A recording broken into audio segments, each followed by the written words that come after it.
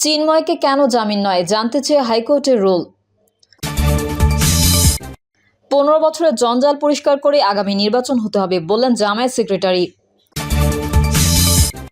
জানাবো এই সরকারও খুনের চর্চা শুরু করেছে বললেন শামসুজ্জামান দুদু। এবং সর্বশেষ জানাবো শাপলা চত্বর হত্যাকাণ্ড লগি বৈঠা তাণ্ডবের বিচার হবে শামীম বিন সাইদি। এতক্ষণ শুনছিলেন সংবাদ শিরোনাম, এবারে বিস্তারিত। তবে তার আগে অনুরোধ থাকবে আমাদের চ্যানেলটি সাবস্ক্রাইব করে বেল আইকনটি ক্লিক করুন। চিন্ময়কে কেন জামিন নয় জানতে চেয়ে হাইকোর্টের রুল। রাষ্ট্রদ্রোহের মামলায় সাবেক ইসকন নেতা চিন্ময় কৃষ্ণ দাসকে কেন জামিন দেওয়া হবে না তা জানতে চেয়ে রুল জারি করেছেন হাইকোর্ট। আদালতে জামিন আবেদনের পক্ষে শুনানি করেন আইনজীবী অপূর্ব কুমার ভট্টাচার্য ও প্রবীণ রঞ্জন হালদার। আর রাষ্ট্রপক্ষে শুনানি করেন অতিরিক্ত অ্যাটর্নি জেনারেল অনেক আর হক ও অতিরিক্ত অ্যাটর্নি জেনারেল আরশাদুল রৌফ। এর আগে 2রা জানুয়ারি চিন্ময় দাসের জামিন আবেদন নামঞ্জুর করেন চট্টগ্রাম মহানগর দায়রা জজ। গত 31 অক্টোবর তার বিরুদ্ধে জাতীয় পতাকা অবমাননার অভিযোগে রাষ্ট্রদ্রোহের মামলা হয়। এই মামলায় আরও 18 জনকে আসামি করা হয়। 25 নভেম্বর ঢাকায় গ্রেফতার করা হয় চিন্ময় দাসকে। পরদিন জামিন আবেদন করা হলে তার নামঞ্জুর করে তাকে কারাগারে পাঠানোর নির্দেশ দেন চট্টগ্রাম মেট্রোপলিটন ম্যাজিস্ট্রেট। ওই দিন আদালত প্রাঙ্গণে ব্যাপক সংঘর্ষ হয়। আদালত চত্বরে কুপিয়ে হত্যা করা হয় আইনজীবী সাইফুল ইসলামকে। 15 বছরের জঞ্জাল পরিষ্কার করে আগামী নির্বাচন হতে হবে বলেন জামায়াত সেক্রেটারি। জামায়াতে ইসলামের সেক্রেটারি জেনারেল অধ্যাপক মিয়া গোলাম পরোয়ার বলেছেন, বাংলাদেশের মানুষ 2014, 2018 ও 2024 সালের মতো কোনো নির্বাচন আর দেখতে চায় না। অন্তর্বর্তীকালীন সরকার যে নির্বাচনের প্রস্তুতি নিচ্ছে সেই নির্বাচন হতে হবে পুলিশ ও সিভিল প্রশাসন সহ সংশ্লিষ্ট সকল রাষ্ট্রীয় অর্গানগুলো সংস্কার করে একটি অবাধ, সুষ্ঠু ও গ্রহণযোগ্য নির্বাচন। 15 বছরের জঞ্জাল পরিষ্কার করেই হতে হবে আগামী নির্বাচন। সেই সঙ্গে যারা বিগত 1.5 দশকে লুটপাট, খুন, দুর্নীতি, অনিয়ম করেছে তাদেরকে ট্রাইব্যুনালে বিচার করতে হবে। মিয়া গোলাম পরোয়ার বলেন, আগামী নির্বাচন হতে হবে 5ই আগস্টের চেতনায় উদ্বুদ্ধ হয়ে একটি জাতীয় ঐক্যের নির্বাচন। সেই নির্বাচনের মধ্যে দিয়ে শান্তিপূর্ণ, অর্থনৈতিক সমৃদ্ধশালী একটি কল্যাণ রাষ্ট্র হবে। জামায়াতের আমির ডক্টর শফিকুর রহমানের উদ্ধৃতি দিয়ে তিনি বলেন, স্বাধীনতার 53 বছরে অনেক শাসন দেখেছি, শুধু জামায়াত ইসলামীকে দেখতে। তাই এবারের স্লোগান হবে, সব দল দেখা শেষ, জামায়াত ইসলামীর বাংলাদেশ। তিনি একটি কল্যাণ রাষ্ট্র ও ইনসাফপূর্ণ সমাজ গঠনে সকলকে জামায়াত ইসলামীর সঙ্গে সম্পৃক্ত হওয়ার আহ্বান জানান। জামায়াত সেক্রেটারি বলেন, কথিত মানবতা বিরোধী সাজানো অপরাধের নামে জামায়াতের যেসব নেতৃবৃন্দ হত্যার শিকার হয়েছেন, আমরা তাদের কাছে ঋণী। তাদের ঋণ পরিশোধ করতে হবে। আজকে যেই বাংলাদেশ হয়েছে, মানবতা বিরোধী অপরাধের শহীদরাও সেই বাংলাদেশ চেয়েছিল। সুতরাং সেই বিচার করতে হবে। জুডিশিয়াল কু করে জামায়াত নেতৃবৃন্দকে ফাঁসি দেওয়া হয়েছে। সেই জুডিশিয়াল কুয়ের সঙ্গে যারা জড়িত রয়েছেন তাদেরকে বিচারের আওতায় আনতে হবে। তিনি বলেন, বাংলাদেশের মানুষ ফ্যাসিবাদ কখনো মেনে নেবে না। আমরা সবাই ঐকমতের ভিত্তিতেই চলতে চাই। যারা কিছু কিছু সুবিধা নিচ্ছেন তারা আমাদের সঙ্গে একমত নাও হতে পারেন। আমরা গণতান্ত্রিক উপায়ে নির্বাচন চাই, তবে তা হবে সুষ্ঠুভাবে, সঠিকভাবে। আমরা নিয়মতান্ত্রিকভাবে বাংলাদেশ সরকার গঠন করতে চাই। বিগত ফ্যাসিবাদ সরকার জনগণের সকল অধিকার, বাক স্বাধীনতা, গণতান্ত্রিক অধিকার, সাংবিধানিক অধিকার, মিডিয়ার স্বাধীনতা, অর্থনৈতিক, সামাজিক, রাজনৈতিক, শিক্ষা, ধর্মীয় মূল্যবোধ সবকিছু তছনছ করে দিয়েছে। বাংলাদেশের মানুষ 2014, 2018 এবং 2024 সালের ভোট দিতে পারেনি। এদেশের মানুষ আর এই রকম নির্বাচন হতে দেবে না। দেশের সর্বোচ্চ এবং প্রশাসনের মধ্যে ফ্যাসিবাদের দোসররা এখনো ঘাপটি মেরে বসে আছে। তাদেরকে অপসারণ করে বিচারের আওতায় আনতে হবে। অধ্যাপক মিয়া গোলাম পরোয়ার বলেন, শেখ হাসিনার হিংসাত্মক রাজনীতির প্রেক্ষিতে 2006 সালের 28 অক্টোবর লগি বৈঠার তাণ্ডব, মানুষ হত্যা করে লাশের ওপর নর্তন কুর্দনের মাধ্যমে বাংলাদেশ পথ হারিয়েছিল। পরবর্তীতে ষড়যন্ত্র ও যোগসাজশে নির্বাচনের মাধ্যমে ক্ষমতা লাভ এবং কর্তৃত্ববাদী ফ্যাসিবাদী শাসনের ছাত্র জনতার রক্তক্ষয়ী আন্দোলনের মাধ্যমে দেশ পথ খুঁজে পেয়েছে। কিন্তু লক্ষ্য এখনো অনেক দূরে। দেশ গড়ার জন্য প্রয়োজন জাতীয় ঐক্য।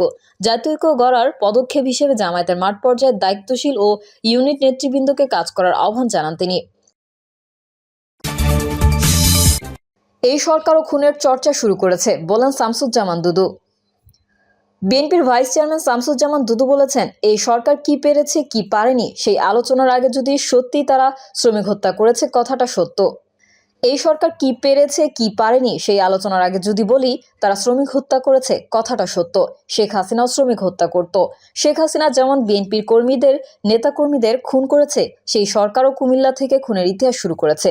শামসুজ্জামান দুদু বলেন, অন্তর্বর্তী সরকারের সময়ে শ্রমিক হত্যা হয়েছে, রাজনৈতিক দলের নেতা হত্যা হয়েছে। অনতিবিলম্বে দোষী ব্যক্তিকে আইনের আওতায় আনতে হবে, তা না হলে মানুষ এবং রাজনৈতিক নেতাকর্মীদের মধ্যে অসন্তোষ সৃষ্টি হবে। অন্তর্বর্তী সরকারের সংস্কারের বিষয়ে প্রশ্ন তুলে বিএনপির ভাইস চেয়ারম্যান বলেন, সরকার সংস্কারের প্রশ্নে খুবই করিতকর্মা, কিন্তু 6 মাসের যে সংস্কার সেই সম্বন্ধে দেশবাসী কিছুটা উদ্বিগ্ন। আমরা উদ্বিগ্ন, তারা কি করেছে আমরা জানি না, তবে এতটুকু জানি বাজার এখনো ঠিক হয়নি। বাজারে যে আগুন জ্বলছিল সেই আগুন এখনো নেভেনি, সিন্ডিকেট এখনো ধরা সম্ভব হয়নি। তিনি বলেন, পেটে ভাত থাকতে হবে এবং বেকারদের কাজ থাকতে হবে। যদি মনে করেন আপনাদের পক্ষে এই কাজ করা সম্ভব নয়, তাহলে এই মুহূর্তে আনুষ্ঠানিকভাবে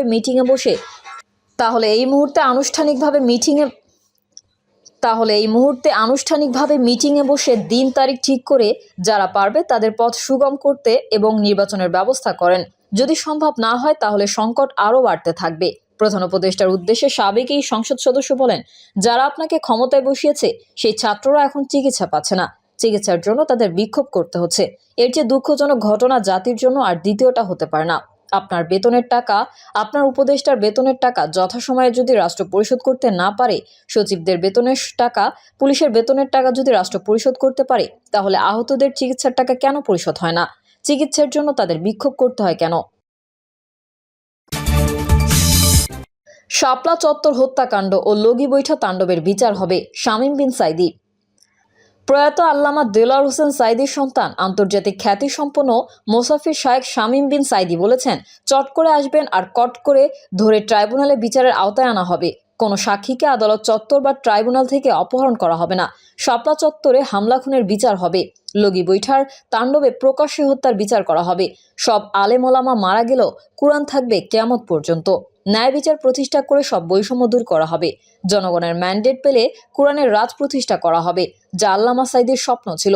চোর লুটেরা ফ্যাসিস্ট দেশদ্রোহী ভারতীয় রাজাকার ও ভারতীয় দালাল ফ্যাসিস্ট হাসিনা পালিয়েছে উল্লেখ করে শামীম বিন সাঈদী আরও বলেন, কোরআনের পক্ষে থাকবেন, আল্লাহ আপনার পক্ষে থাকবেন। আগামীর বাংলাদেশ হবে কোরআনের বাংলাদেশ, স্বাধীনতা ও সার্বভৌমত্বের পক্ষের বাংলাদেশ। পূর্বাইল আদর্শ সমাজ কল্যাণ পরিষদের সভাপতি অধ্যাপক ডক্টর আমজাদ হোসেন খানের সভাপতিত্বে প্রধান অতিথি ছিলেন বাংলাদেশ জামায়াতে ইসলামীর কেন্দ্রীয় মজলিসের শূরা সদস্য ও গাজীপুর মহানগর নায়েবে আমির মোহাম্মদ খায়রুল হাসান। প্রধান বক্তা ছিলেন তামিরুল মিল্লাত কামিল মাদ্রাসার টঙ্গী শাখার অধ্যক্ষ ডক্টর মোহাম্মদ হাফিজুর রহমান। বিশেষ অতিথি ছিলেন কাপাসিয়া কামরামাশক ফাজিল ডিগ্রি মাদ্রাসার ভাইস প্রিন্সিপাল মাওলানা মোহাম্মদ জাকারিয়া, তামিরুল মিল্লাত কামিল মাদ্রাসার সহকারী অধ্যাপক মাওলানা মোহাম্মদ নুরুল হক, হারবাইত ফাজিল মাদ্রাসার প্রভাষক মশিউর রহমান রাজাপুরী। বিশেষ বক্তা ছিলেন বনানী সেন্ট্রাল জামে মসজিদের খতিব মুফতি জাকারিয়া হুসাইন বিন কবির আজহারি, টঙ্গী দারুল ইসলাম আবাসন মসজিদের খাতিব মাওলানা নুরুল আমিন। মাহফিল পরিচালনায় ছিলেন হাফেজ মাওলানা হযরত আলী জুনায়েদ। প্রিয় দর্শক, এই ছিল এখনকার সর্বশেষ সংবাদ। আপডেট সংবাদ পেতে চ্যানেলটি সাবস্ক্রাইব করে বেল আইকনটি ক্লিক করুন। কমেন্টে আপনার মতামত জানিয়ে আমাদের সাথেই থাকুন। ধন্যবাদ সবাইকে। আল্লাহ হাফেজ।